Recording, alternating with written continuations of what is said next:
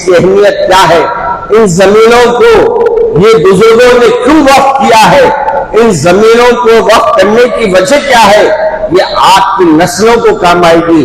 एक success committee की report में यहां तक है कि 20 करोड़ रुपए की आमदनी हो सकती है हर माह, 20 करोड़ की।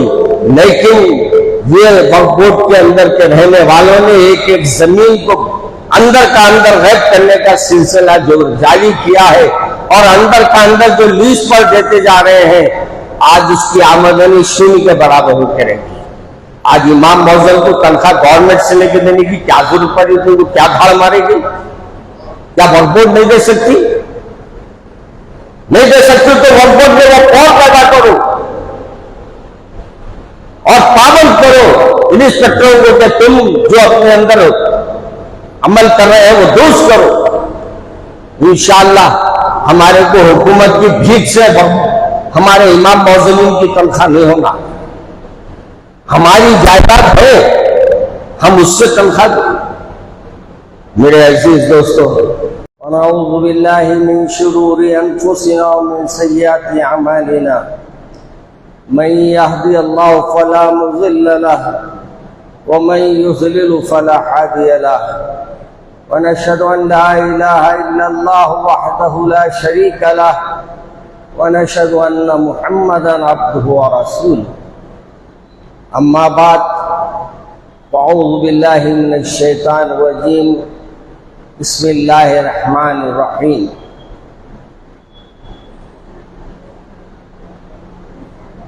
कुल जाअल हक़्क़ु व ज़हक़ल बातिल, इन्नल बातिला काना ज़हूक़ा। अज़ीज़ान मोहतरम, अभी हमारे डॉक्टर साहब मौलाना रज़ीउद्दीन साहब हुसैनी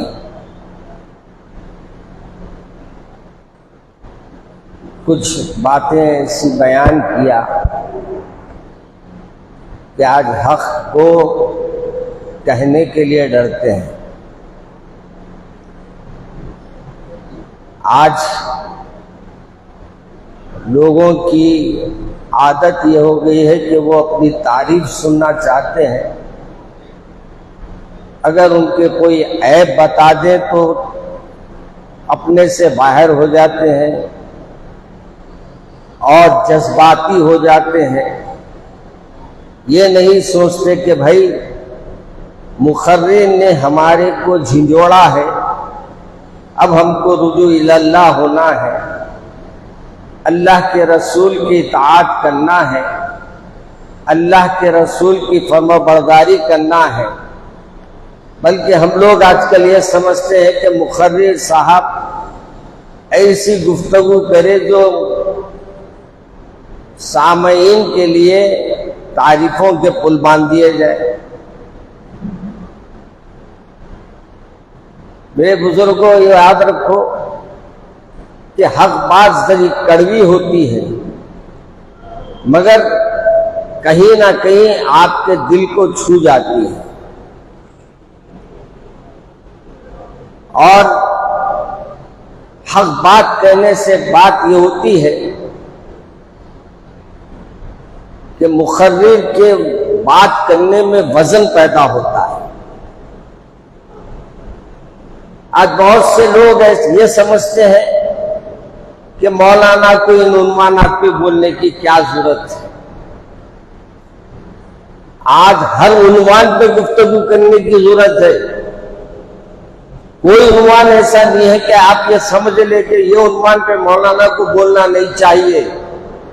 मेरे भाई, आज दुनिया का रुख बिल्कुल बदल गया है।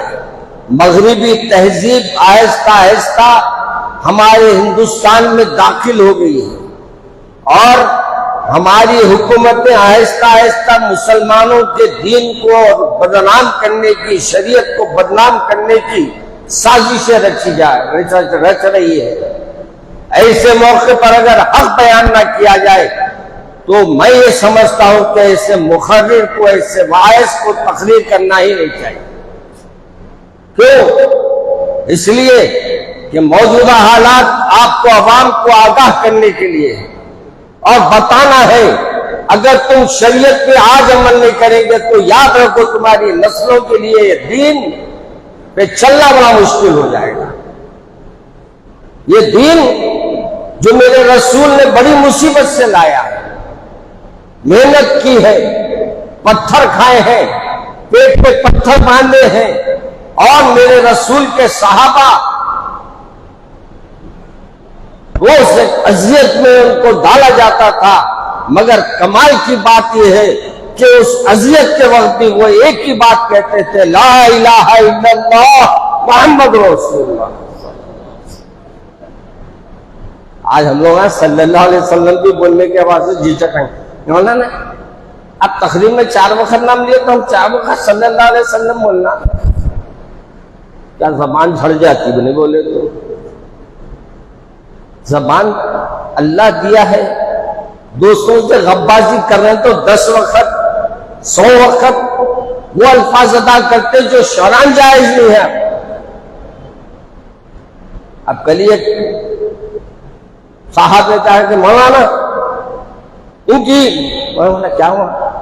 नहीं मौलाना आपको दिया, आप है ना मेरे सामने, फिर बात कर इनकी, अरे मौलाना क्या हुआ?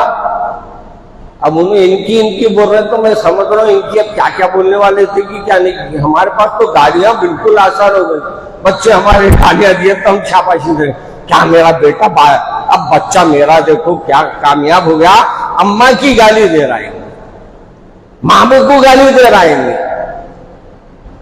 मगर सरकार का नाम आता है तो बोल लिया करो सल्लल्लाहु अलैहि वसल्लम। आप यहां बोलेंगे, आपका जिक्र मदीने शरीफ की उस गुम्बद हरी गुम्बद में होगा इंशाअल्लाह। मोहब्बत पैदा करो अपने सरकार से, अपने रिश्ते मजबूत करो अपने सरकार से। मेरे अजीज दोस्तों, आज मुझे बार बार ये पर्सनल अबाउट से ये कहा जा रहा है कि मुस्लिम जो जायदादों को वक्फ किया गया है, वक्फ किसको बोलते पहले ये हमारी कौम को समझना चाहिए। वक्फ उसको कहते हैं कि जो एक शख्स अल्लाह के घर के लिए एक जमीन को अतिया दे देता है और वो जमीन मस्जिद के लिए उसने मुख्तस कर दिया होता है। हमारे बुजुर्गों में एक तरीक़ेकार ये रहा कि मस्जिदें बनाए तो वो लोग ये चाहते थे कि चंदों पे ना चले, वो लोग ये चाहते थे कि मसाजिद के इंतजाम खुद मसाजिद करे, इसलिए उन्होंने जायदाद को अपने वक्फ कराया। और वक्फ करके क्या किया, कहा कि भाई इनसे किराए लो और यहाँ के इमाम साहब का, यहाँ का मेंटेनेंस जो है, मौजूद का मेंटेनेंस, जो भी मेंटेनेंस है आप इससे पूरा करो। इसको कहते हैं वक्फ। और ये वक्फ अल्लाह की अमानत है। अगर कोई दरगाह के लिए वक्फ करा तो मुतवल्ली की अमानत नहीं है वो। अगर कोई मुतवल्ली ये कह रहा है कि मेरी अमानत है तो वो झूठा है। अगर कोई चीज वक्फ कर दी जाए, वो वक्फ अल्लाह की अमानत है और इस अमानत का पूरे तरीके से ख्याल रखना आपका और मेरा फरीजा। अगर आपको ये मालूम हो जाए कि ये जमीन वक्फ की है तो आप ये मत उम्मीद रखिए कि आपका वक्फ बोर्ड आपकी मदद करेगा। आपका वक्फ बोर्ड चेयरमैना बदलते हैं, मगर जो अंदर है ना, जो बांट के खाने वाले हैं ना, इन्हें नहीं बदलते। बल्कि मुझे हैरत हुई, कल एक साहब मेरे पास आए, आके कहा कि मौलाना मेरे एरिया में एक इंस्पेक्टर साहब रहते हैं, वो बताए कि मैं अगर कुछ करूंगा तो तुम्हारी मस्जिद से तुम्हारे नाम को निकालने लगा दूंगा। वाह वाह वाह, क्या बड़े दादा हो गए बाबा तुम। तुम हमारे मुलाजिम कम हो गए, हमको निकालने वाले ज्यादा हो गए। तुम्हारे घाटों से क्या हम डरते समझ रहे? अगर तुम्हारी वाकई अगर तुम्हारे जो जायदादें है, अगर हुकूमत हमारी बात सुनकर अगर तुम्हारे जायदादों पर एक नजर दौड़ाए ना, तो तुम कहां से कहां है मालूम हो जाएगा। तुमको खाना नसीब नहीं था, आज तुम बंगलों के मालिक बन के बैठे हैं। हम खामोश हैं। अगर हम जब जिद में आएंगे ना, तो याद रखो जब हुकूमतों के तख्ते पलटते तो तुम क्या हैसियत रखते हो हमारे सामने। ये वक्फ प्रॉपर्टी है, इसकी अमानत अल्लाह की अमानत है और इसकी हिफाजत हर वो कलमा गो के जिम्मे है जो ला इलाहा इल्लल्लाह मुहम्मद रसूलुल्लाह कहता है। और याद रखो, अगर आपके सामने हक बात कहने का वक्त आया, जिसको मत डरो मत, अल्लाह पे भरोसा रखो, अल्लाह पे यकीन रखो। हम बोलते और हम अल्लाह पे भरोसा रखते हैं, जिसका ज्यादा मुसीबत आई नहीं, क्या अल्लाह मियाँ हम तो देखते जा रहे मुसीबत और तुम्हें पसंद आ गया, बाबा बहुत खूबसूरत है ना, तुम पूरे दुनिया में खूबसूरत तुम्हें छे, पूरी दुनिया में दौलतमंद तुम्हें छे, तुम्हारे कुछ आजमाएंगे अल्लाह मियाँ?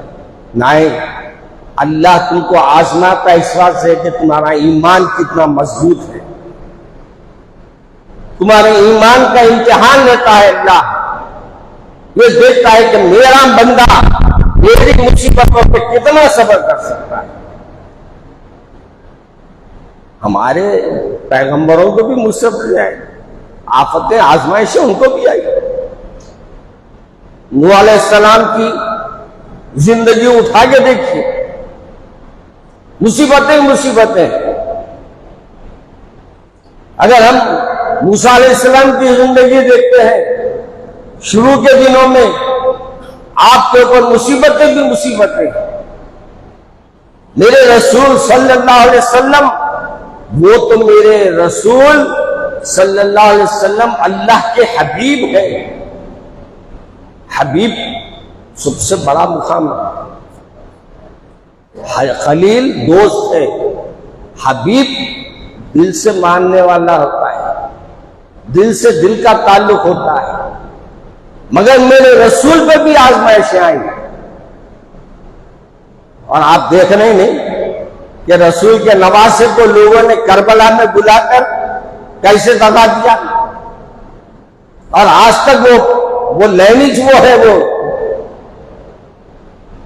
कि जिसको बुलाते उसको दगा देते हो।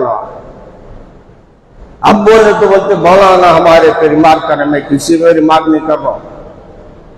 अगर ये समझ रहे मैं तुम पे रिमार्क कर रहा हूं तो समझ लो तुम्हारा कहीं ना कहीं रिश्ता है उनसे। मगर याद रखो मेरे भाई, आज आपका हिंदुस्तान और ये हमारे पास एक नई बीमारी शुरू हुई। पूरा गांव हमारे पूरे गांव क्या बोल रहे हैं बाबा, पूरे हमारे जितने माशाल्लाह बादशाह गुजरे हैं, अपनी रियाया को गाँव गाँव दे दी, पूरे रख ले। खुशी में हंस यानी खुश हुए उनसे, तो ऐसे खुश हुए कि एक रियासत का एक गांव पूरा दे दिए उनको, ले रख ले जा। तुम्हारे जैसे नहीं तो है सो चीजों पे कब्जे करके डालते जा रहे हैं घड़े में। आपको मालूम औकात की जायदाद कितनी है?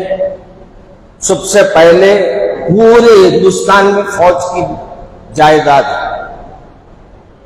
यानी सबसे ज्यादा। उसके बाद रेलवे डिपार्टमेंट है और उसके बाद सच्चर कमेटी की रिपोर्ट में है कि सबसे ज्यादा जायदाद मुसलमानों के लिए है। और ये बात क्यों की गई? मैंने इससे पहले जुम्मे में कहा था, एक औरत को देखा एक शख्स ने कि अपने छाती से दूध नहीं आ रहा और बच्चे को दूध नहीं पिला सक रही है। उससे कहा गया कि क्यों दूध नहीं पिला रही? कहा मेरे को दूध नहीं आ रहा है और मेरे पास इतने पैसे नहीं है कि बच्चे को खरीद के दूध पिला सकूं। उसने एक जमीन का हिस्सा वक्फ कर दिया, अपनी बिल्डिंग का हिस्सा वक्फ कर दिया उसने। कहा कि जो जो लोग ऐसे आए उनको इससे मदद की जाए। मगर आज सब हाफिजीन बैठे हुए हैं, कब्जे करे हुए हैं, इनको अल्लाह का डर नहीं है, अल्लाह से इनका खौफ नहीं है। आज लोग बड़े बड़े बातें बोलते हैं, इनके अंदर खुद 50 गड़े रहते हैं। अल्हम्दुलिल्लाह इस मिंबर पर बैठा उनको तो अल्लाह को गवाह रखकर कह रहा हूं, 1 रुपया मैं किसी से नहीं लेता, मैं किसी से 1 रुपये का एहसान नहीं लेता। एक मेरे भाई है, मैं उनसे अपनी जरूरत बयान करता हूं। बाकी कोई ये खड़े होकर नहीं कह सकता कि मौलाना हम आपको ये दिए हैं, हम आपको ये करे हैं। आज माशाअल्लाह दारुल हैदराबाद हो या मेरे तहत जितने इदारे चल रहे हैं उससे 1 कौड़ी की आमदनी मैं नहीं लेता। अब लोग इल्जामात लगा लेते हैं, वो अलग बात है। मैं अल्लाह पे भरोसा करूं, अल्लाह के हवाले कर दिया। मैं अल्लाह पे यकीन रखता हूं, वो इंशाअल्लाह जरूर उसका मामला फरमाएगा। याद रखो, अपनी जबान से एहतियात करो और मौजूदा हालात में एक दूसरे को कीचड़ उछालने के बजाय कोशिश करो कि जहां जहां वक्फ की जायदाद है उसकी हिफाजत हो। जहां जहां मुसलमानों के लिए जो अल्लाह ने असबाब बनाए थे, वो असबाब आज आहिस्ता आहिस्ता खत्म होते जा रहे हैं। मैं एक साहब के मीटिंग में गया था, उन्होंने मुझसे कहा कुछ, तो मैंने कहा कि मियाँ लोग कुर्सियों पे आते वो चले जाते, नीचे वाले असल है बोलते। वो साहब की मीटिंग में बोला तो मेरे को एक अखबार वाले साहब बोले, मौलाना आजकल आप इससे दोस्ती कर लिए क्या? बोला अल्लाह अकबर, ये कौम हमारी है, नीचे वाले क्या करते ऊपर वाले को क्या खबर होती नहीं। आप मगर ये भूल जाते हैं ऊपर वाला तो सबको देख रहा, एक ऊपर वाला तो सबको देख रहा है। वो डरो लोगों को कह रहा हूं मैं, जो नाम तो अल्लाह का लेते हैं और काम शैतानों के करते हैं।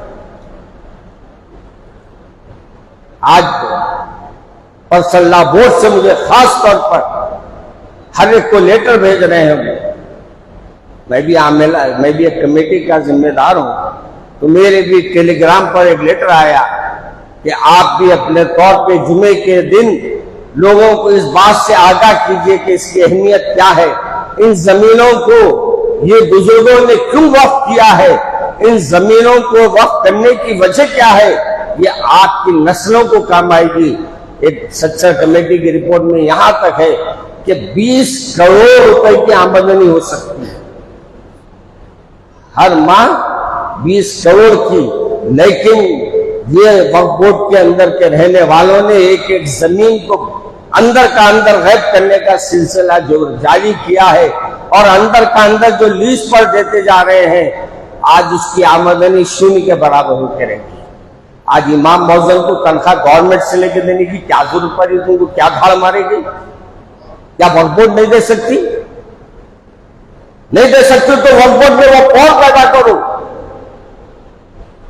और पाबंद करो इंस्पेक्टरों को कि तुम जो अपने अंदर अमल कर रहे हैं वो दुरुस्त करो। इंशाअल्लाह हमारे को हुकूमत की भीख से हमारे इमाम मौजनीन की तनख्वाह नहीं होना। हमारी जायदाद है, हम उससे तनख्वाह दो। मेरे अजीज दोस्तों, बात बहुत लंबी हो जाएगी। मुख्तसर ये कि जब आप दिल दे चुके हैं फाजिल, तो उनसे बददिल रहा न करना। अगर करम हो खुशी ना करना, अगर सितम हो तो उसका इजहार ना करना। आजकल हमारे पास ये मुसीबत आ गई है। अल्लाह से दुआ है कि अल्लाह हमारे ऊपर आने वाली हर मुसीबत को दूर फरमा दे। आमीन बोलिए। अल्लाह हमारे लिए पर शरीयत में तब्दीली के लिए एक एक साजिशें जो कर रहे हैं, अल्लाह इनकी हर साजिश को नाकाम फरमा दे, बल्कि इनको ही नाकाम फरमा दे, इनका नामो निशान मिटा दे। ऐ अल्लाह आप हम पर रहम फरमा, अपने करम का मामला फरमा। ऐ अल्लाह हमारे पे हमारे तमाम जायदादों का जो मुसलमानों के लिए वक्फ करता है, अल्लाह हमारे शरीयत में ये मुदाखलत का सिलसिला जारी रखे हैं, अल्लाह इनको ही हम इनसे हमारी हिफाजत फरमा, ईमान की हिफाजत फरमा। सुब्हाना रब्बिका रब्बिल इज्जति अम्मा यसिफून व सलामुन अलल मुरसलीन वल्हम्दुलिल्लाह।